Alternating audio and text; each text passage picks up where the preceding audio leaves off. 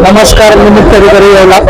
आज पोलीस प्रशासन व नगरपालिका प्रशासन यांच्या संयुक्त विद्यमाने उंची चौक येथे कृषी उत्पन्न बाजार समितीकडून अतिक्रमण निर्मूलन करण्यात आले. यामध्ये जवळपास 20-30 जे रस्त्यावर अतिक्रमण केले होते टेम्पररी स्वरूपात ते काढण्यात आले. ही मोहीम कंटिन्यू चालू राहणार आहे. आता आपण वेळोवेळी वारंवार या मोहिमा घेतो आणि सर्व नागरिकांना, विशेषतः जे हायवेवरचे अतिक्रमणधारक आहेत त्यांना विनंती, आपण अतिक्रमण करू नये आणि रस्त्यावर येऊ नये.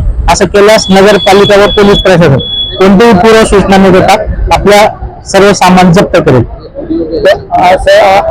हो, आता ही वारंवार आपली दर 2 महिन्यांनी 3 महिन्यांनी आपण कारवाई करतो, पण तरी असं होतं की आम्ही कारवाई केली तर परत 8-10 दिवसांनी लोक पुढे येतात.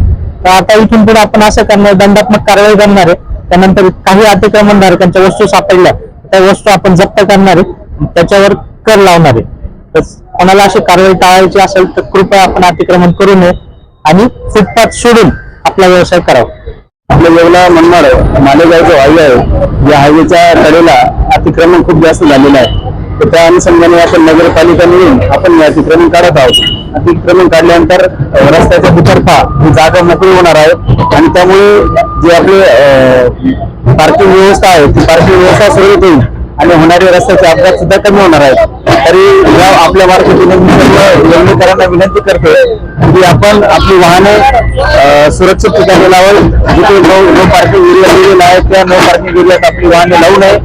भविष्यात जर अशी वाहने जिथे नो पार्किंग एरिया असेल किंवा वाहतुकीस अडथळा निर्माण होईल अशा ठिकाणी जर आपण लावली तर आम्ही त्याच्यावर दंडात्मक कारवाई करणार आहोत.